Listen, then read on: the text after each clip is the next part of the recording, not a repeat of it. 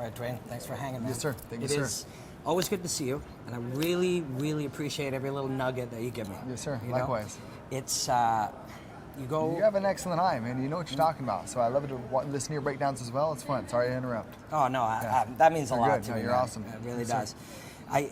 You were talking to me yesterday about martial arts, you know, it's just they're creeping up, and every now and again there's a little jump. There's a little jump of knowledge. And I know you're humble, but you got to be aware that on a level, you're a big part of this jump that's happening right now. I feel like I am a part of the jump of the evolutionary curve of martial arts for sure, and it feels good to be a part of that, right? But I just choose to think differently. That's it. And once you start thinking differently, you're on a path of continuing to think differently. I'm in the pursuit of excellence. What's next? What's the next layer? There is another layer. Even if there's not another layer, I'll create the layer, you know, and have no choice but to create the layer when I have ninjas like TJ Dillashaw, Joseph Benavidez, now Matt Brown as well. I worked with Brandon Moreno also. So to work with these high-level athletes, I wouldn't be where I'm at now without them too. So it's a win-win relationship, as every business deal should be. But to me, it's not business. I truly love this. It's a passion. But it works out well. I'm definitely happy. So I never even thought of that. When I'm looking at what you do, I'm watching, or I'm trying. I'm a year or 2 years or some amount of time behind grasping the path that you're on. But it never even occurred to me that a different athlete who can do something on a different level can allow you to take your ideas further. Right? 100%. And again, the case in point, prime example is TJ Dillashaw.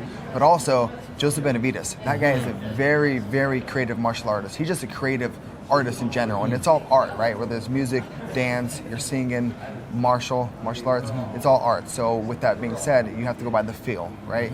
And there's different ways to spark creativity. Obviously talking, acting, watching. There's so many ways to spark that creativity, and I'm just trying to be aware of all those elements and bring it together, again, to find the next layer, the next level, or again, create it.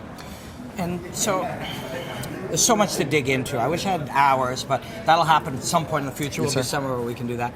But we were talking off camera. We got a lot of good stuff off camera. Yeah, it's good. very valuable for me, very helpful. Me as well. Wow, So it means a lot to me, man. It really does. It's Yeah. very kind of you. I'm trying to add to my little piece of the level in how people see it. That's what I'm doing. I'm just the world's biggest fan, trying to become more and more educated in how to see it, so I can share with other people. That's why you're great with it, though, because you're passionate. Same thing for me. I truly, genuinely love this. I trained this morning with my buddy Crew Oscar. I trained last night with my old training partner, my old coach, Trevor Whitman. So I'm still continuing to train and learn and progress and make sure, again, I'm just in the pursuit of excellence, so I can gather that information and share it with my athletes and progress their martial arts skill set and have a piece of the puzzle just to help them. And that's my service back to the world. It's just through martial arts. I'm a really good martial art instructor. I'm not going to be coy about it. I'm really good at what I do because I've dedicated my life to it. I've been doing this since I was 8 years old. It's 30 years now of obsessed martial art knowledge, and that's why I'm at where I'm at. Well, part of the piece of the puzzle, again, with the athletes and the opportunities, like the opportunity that Faber gave me to train that team. I wouldn't be at this level without the opportunity, so I got to thank him as well. Yeah, the path always, different forks, there's different chances, and you tend to move towards the chance to learn and study more, right? Of course, that's the choice in the forks where you're going to go. Yes, sir. And you learn that from martial arts, among other things. Of course, yeah. And a lot of my stuff was self-taught in the beginning, so I've just always had that in my brain to be accountable. And to make sure that I'm just not waiting for you guys to share something with me, I'm going to create it too. So whether it's boastful or not, I love this, and it's what I do, is what I dedicate my life to, and then again, that's why I'm good. And you take pride in the fact that you're using your body. Yeah, I can still perform every drill combination that I ask for athletes to do. I lead by example. But you are making your living despite the use of your body with your brain. You're making it with thought experiments, with growing ideas and taking them places. Yeah, because I could sit down and, like I said earlier, and watch a fight or watch some training footage and see things from the outside perspective, but also find layers too when I'm performing it also. And then with my past skill set of knowledge, for me to go through the moves and the actives, and then just to find the next layer. And it's just it's in the pursuit of seeing what's next. What can we go? How can we think differently? Mr. Brown, nice. Yes, sir. Yes, sir. Okay, sir. So you're here with Matt Brown. Yes, sir. And so he's been a guy, you see the strengths, and that's something I saw that you were with him right away. The strengths, his mental strength, comfort in the clinch, all the things that he's good at. And you customize your building of your web around his strengths. Yeah, for sure. I got to make sure that where the athlete's at, I'm going to keep what's great for him and just add different elements, different entries, different exits, and just little things. And one of the key pieces is to make them accountable. I can't make you better. You have to do that yourself. But here's my information. And it works out great with Mr. Brown because he's very coachable. Same thing for TJ, same thing for Benavides, same thing for Brandon Moreno. They have to be coachable. They have to be a student. And a prime example is with Mr. Brown because he's had however long he's been fighting, 20 years or so, 15 years or so, and for him to not just be stuck in his ways and no, I want to do it this way or that way. He's very open-minded and willing to learn, and again, coachable. And that's why I think we work well together. But also it's a win-win. I sit down, I talk to him, like, what do you like to do? Yeah. Okay, cool. Well, here's my perspective on it, right? You've always been good with that, so keep that. But here's a couple more pieces. Here's my thoughts on that piece. So it's a win-win, like every deal should be. Now, there's so many things I want to talk to you about, but I can't kekeep you forever. Because they keep talking all loud. Well, a bunch of fighters are. They're trying to make weight for tomorrow and stuff. But this isn't a sauna. They can make weight somewhere else. Hey, yeah, see, they got to be accountable. Duane is talking. But that idea, so we're talking about growth and we're talking about plateaus and stuff. When you get to a point where you can think faster or you have more organized thoughts or you understand how to prioritize choices, those are ways you're making yourself better to be even better in the future, right? Of course, always. And how do you do that? Always progression. Just, what's next. And, a lot of it happened too is, everyone's training orthodox and then some people are training southpaw. I make my athletes, so this is one thing they have to do is train orthodox and southpaw, but then there's a whole world that happens when the transition of the stances too. So so there's actually 3 stances or there's no stance, right? We're just fighting. Right, and you get to that in many things. So we were, one of the first times we were talking, I had just been working on 4 ranges of combat. Right. And after all this study, and I'd been studying it for so long, and then I just picked up a Bruce Lee book and he had four ranges of combat in the 70s. Nice. So all you end up doing is reproving with Bruce Lee. 100%. But you work in how you train people in 3 ranges. But in truth, it could be 6. Well, at one point you did. Now it's probably 6 or 9 or none. There's other pieces, There's other pieces of the puzzle. And in some way, there's no ranges, or there's thousands. Right, yeah, we're fighting, And it's, a lot of coaches that I've found have, we'll be in a position and they'll say, oh, we got to be careful of this, we got to be careful of that.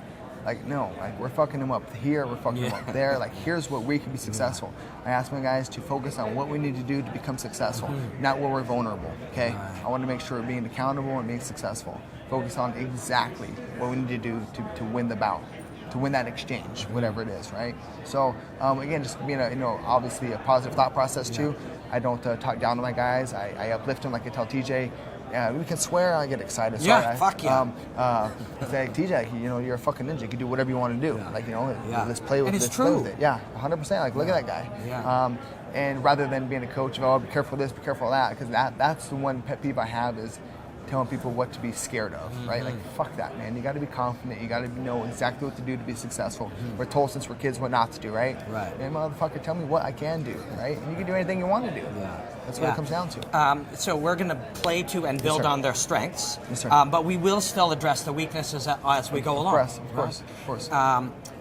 Yeah, it's a wild thing. It's awesome. It's fun to live through these guys and just again be a part of martial evolution. And I've had my 100 plus fights, and now I get to relive it with these guys. And the definition of sensei is history teacher. Past knowledge. Right. So I love it. I come from more of the traditional Kyokushin karate when I was 8, and kept true to that lineage. And then crossed paths with Sensei Basruden, who is from Taekwondo and Kyokushin karate back in Holland as well.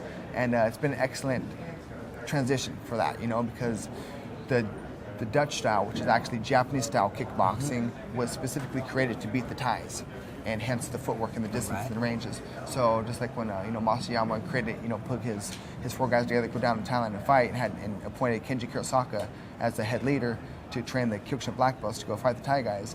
And when Kenji Kurosaka lost, he went back to Majo, Japan, and focused specifically on a style that could beat the Thais, and hence Japanese kickboxing. And then John Plaaz went over to Holland and brought it back to Holland. So I'm just a direct lineage of the Dutch, and traditional Muay Thai, in my perspective, is good for Muay Thai.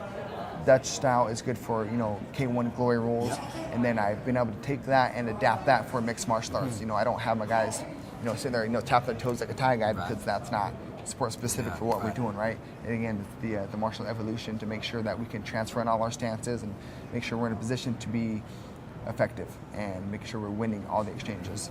And then there are all these I limiting... always talk fast. Sorry. Yeah, I like it. I get excited. like it. There are all these Sorry, limiting guys. factors that people believe. They believe these limiting ideas. It happens in my area where you're trying to analyze stuff, and people are like, "Well, you can't kick a wrestler. That's fucking insane to me." Or you can't move to your left against the southpaw. You can't do this. You can't do that. Yeah, exactly. Yeah. Right. So what it looks like you've been doing is looking at many of those things and seeing those as their limiting factors, and just opening up ways that penalize them for those choices. What do we need to do, right? Yeah. Tell me exactly what to do. Okay, cool, here we go.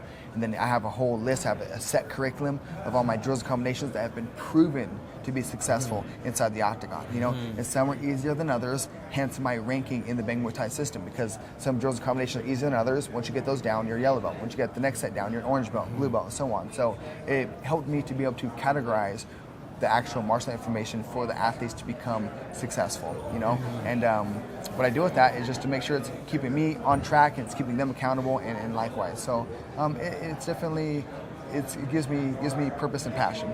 The last idea I want to touch on with you, general idea, is we see people will look and they'll say, what do you got to do to beat Dominic Cruz? What do you got to do to beat TJ? What do you got to do to beat Matt Brown? Well, you need to do this, and you need to do that, and you need to...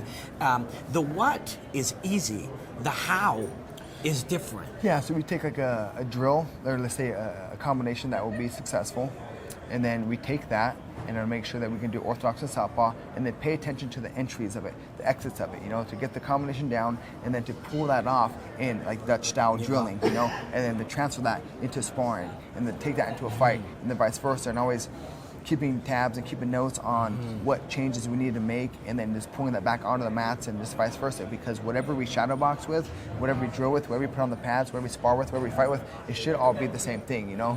And it goes back to what I ask my athletes to do, is just 4 simple things: show up on time, get better, get tired, take care of your partner. And taking care of your partner is a huge piece, because I don't want you to hurt your partner, but I don't want you to kick him so soft that he's not learning how to block properly either. So again, it's accountability has been a huge factor for the development of my athletes.